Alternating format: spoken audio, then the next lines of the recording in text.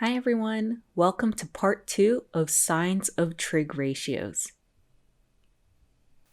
Like last time, we have the following FLT. Given conditions of trig ratios, I will be able to determine which quadrant the angle is in. In part 1, we looked at specific examples like sine of 192 degrees and determined whether it would be positive or negative depending on which quadrant it would lie in. Today we'll be taking it one step further. In part 1, we looked at this idea of all students take calculus, ASTC, where A stands for all, S actually stands for sine, T for tangent, and C for cosine. This helps us determine which trig ratios will be positive in each quadrant. So for example, in quadrant 3, only tangent functions would be positive. So if the angle falls between 180 and 270 degrees, then only tangent functions would come out positive. So here on the left, I have a mini version of that same chart. Please make sure to have something similar written in your notebook. And then think about these two statements. And also make sure to write these down in your notes. So sine will come out positive in quadrants blank and blank, whereas it will come out negative in quadrants blank and blank. We know that sine will come out positive when the angle is in quadrant 2 or in quadrant 1. So sine will come out positive in quadrants 1 and 2. Which means in the other quadrants, it's going to come out as a negative answer. So if your angle is in quadrant 3 or quadrant 4, sine will come out negative. Again, this all depends on where your angle is, which quadrant is your angle in. So next, let's take a look at cosine. So when will cosine come out positive, and when will it come out negative? So cosine will come out positive when it's in quadrant 4, where it says C, or in quadrant 1, where it says A. So if the angle is in quadrant 1 or 4, it'll come out positive. And then it'll come out negative in quadrants 2 and 3. So if the angle is in quadrant 2 or 3, cosine will come out as negative. And lastly, let's look at the tangent function. So when will tangent come out positive and when will tangent come out negative? Try filling in the blanks on your own and then press play when you're ready. Okay, so tangent will come out positive if the angle is in quadrant 1 or quadrant 3, which means in the other two quadrants, it's going to come out negative. So if the angle is in quadrant 2 or quadrant 4, then tangent will come out negative. So please make sure you have these written down somewhere as we move on to the examples. So here's our first example. In which quadrant does the angle theta lie if the following statements are true? Sine of theta is greater than 0, and tangent of theta is greater than 0. And go ahead and write the entire example for this one, but then for the future examples, just write down the statements. So we're going to figure out where angle theta must lie in, so in which quadrant it must lie in for these two statements to both be true. So if we reword this statement, we want to know when sine of theta is positive and also tangent of theta is positive. So in which quadrant is this statement true? Let's focus on the first statement, sine of theta is greater than 0. So looking back to what we had just written down, we know that sine will come out positive when the angle is either in quadrant 1 or quadrant 2. So again, sine of theta would come out positive in either quadrant 1, Q1, or quadrant 2, Q2. So if the angle is in quadrant 1 right here or in quadrant 2, then we know that sine of theta would be positive. Next, let's look at tangent of theta needing to be positive as well. So in which two quadrants will tangent come out as positive? We know from earlier that tangent of theta will come out positive if the angle theta lies either in quadrant 1 or in quadrant 3. So if the angle lies either in quadrant 1, so right here, or in quadrant 3, then tangent of theta would come out as positive. So we figured out the quadrants that make each statement true. So for sine of theta to be positive, the angle theta must lie in quadrant 1 or quadrant 2. And then for tangent of the same angle theta to be positive, the angle must lie in quadrant 1 or quadrant 3. So now let's think about this. Which quadrant is a common quadrant for both statements? Notice how for both statements, quadrant 1 is a common quadrant. This means that when the angle theta is in the first quadrant, so quadrant 1, both statements will be true. So if our angle theta lies in quadrant 1, both of these statements would be true. So sine of theta would be positive, and also tangent of the same angle theta would come out positive. So I like to think of it as looking for clues for each statement and then finding any commonalities between the two. In this case, we found out that quadrant 1 would be a common quadrant for both statements to be true. Let's look at example 2. Again, for the following examples, you can just write down the statements themselves. So in which quadrant does the angle theta lie if the following statements are true? So just write this part down. Tangent of theta is less than 0 and cosine of theta is greater than 0. So we want to know when tangent of theta comes out negative, less than 0, and cosine of that same angle theta comes out positive. So let's look at each statement one at a time. First, let's look at tangent of theta having to be negative. Looking at our notes from earlier, we know that tangent will come out negative if the angle theta is either in quadrant 2 or quadrant 4. So tangent of theta will be negative if the angle theta is in quadrant 2 or quadrant 4. So either of these two quadrants are options for now. So we know that the angle theta must lie in one of these quadrants. And now let's look at the second statement. When will cosine of theta come out as positive? So we know that cosine will come out positive if our angle theta is either in quadrant 1 or quadrant 4.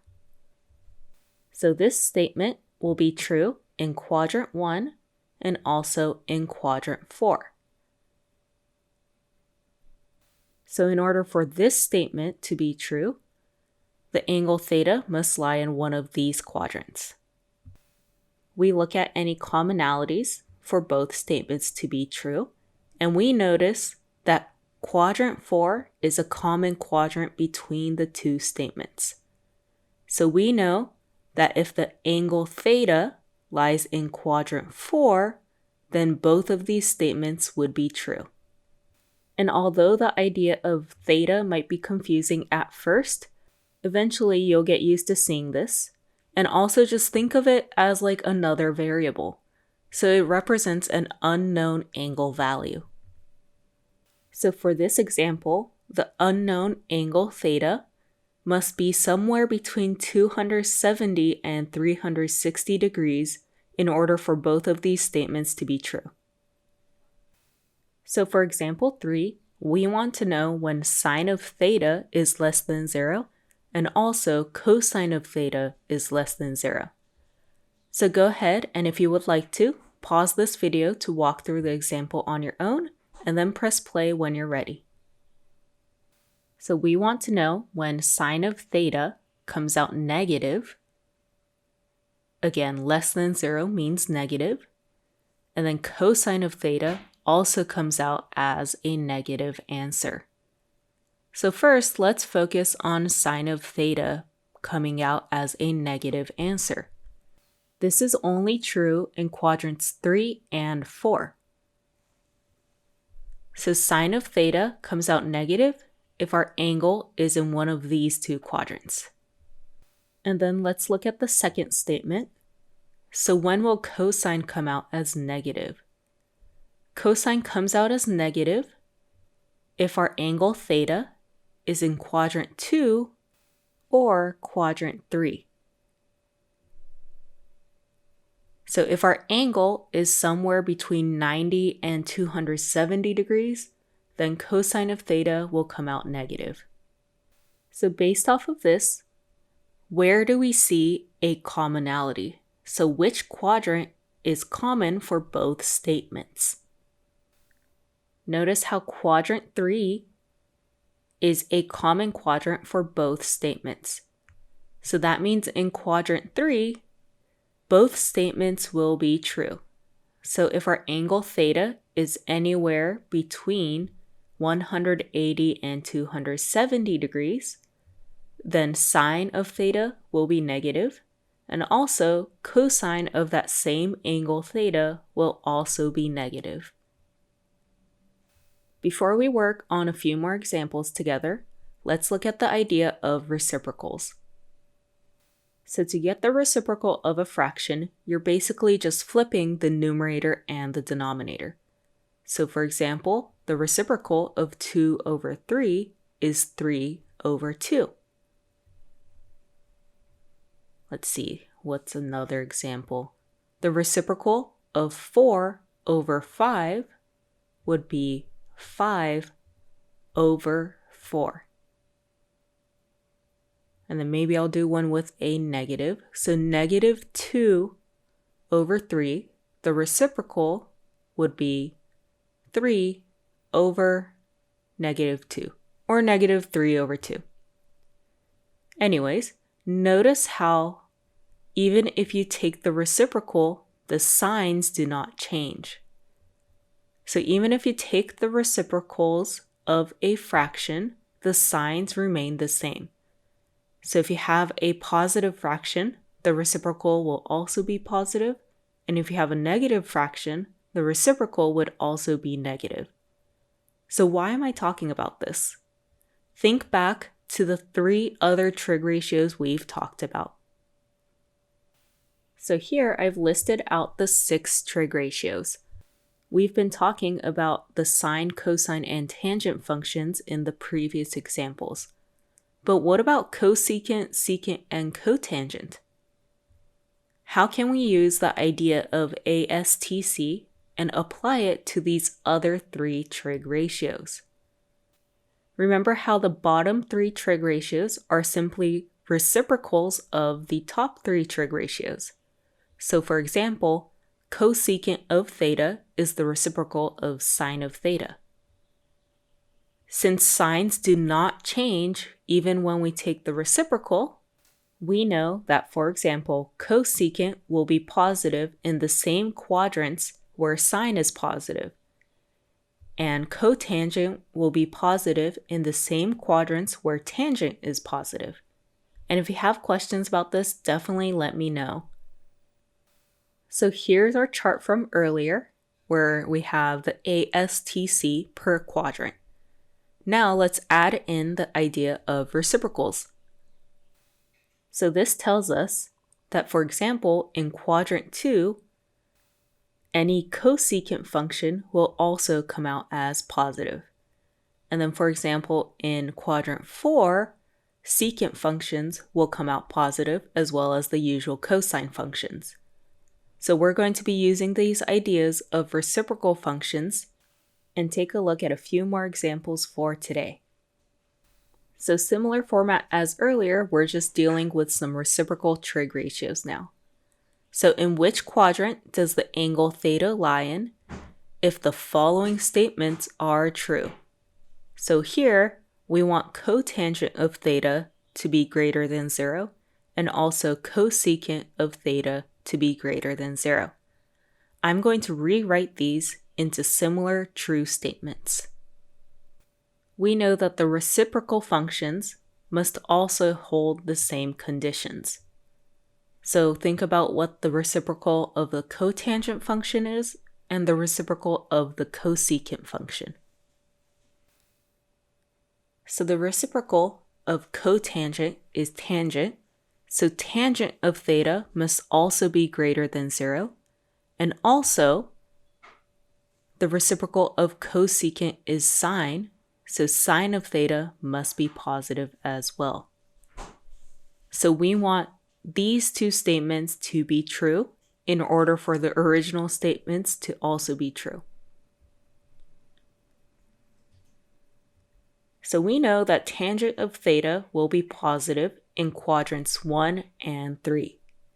So if our angle is in quadrant 1 or in quadrant 3, we know that tangent of that angle theta will be positive.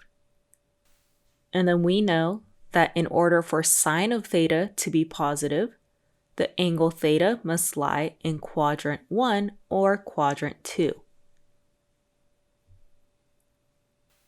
This basically means that in quadrant 1 and quadrant 2, cosecant of theta, the reciprocal of sine of theta, would also come out positive.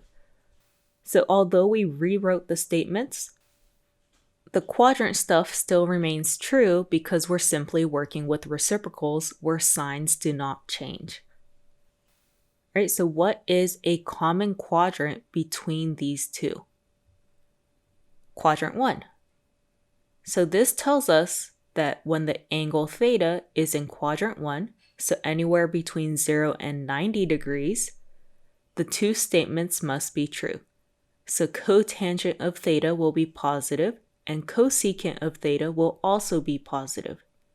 And we figured this out using the idea that even if you take the reciprocal, signs do not change. So here's our last example for today. We want the following statements to be true. Cosecant of theta is greater than 0, and cosine of theta is less than 0. So again, notice here, cosecant of theta. That might sound confusing, so let's rewrite this using the idea of reciprocal functions. So what's the reciprocal of cosecant of theta? Sine of theta. So we want sine of theta to be greater than 0. And also, let's leave this the same, cosine of theta to be less than 0. So we want to know when sine of theta comes out positive and cosine of that same angle theta comes out negative. So we know that sine of theta will come out positive if the angle theta is in quadrant 1 or quadrant 2. So let's write this down. So in quadrant 1 and quadrant 2, sine of theta comes out positive. And then when will cosine of theta come out as a negative answer? The angle theta must lie in quadrant 2 or quadrant 3. So when the angle is in quadrant 2 or in quadrant 3, cosine of that angle will come out negative. And notice how we have a common quadrant between the two statements, quadrant 2. So when our angle theta lies in quadrant 2, so anywhere between 90 degrees and 180 degrees, cosecant of theta will come out as a positive answer, and cosine of that same angle theta will come out as a negative answer. And for any of these examples, if you would like to check your answers, you can always use an example angle theta, like an actual numerical value. So for this particular example, you can maybe set theta equal to like 100 degrees and see if both statements are true.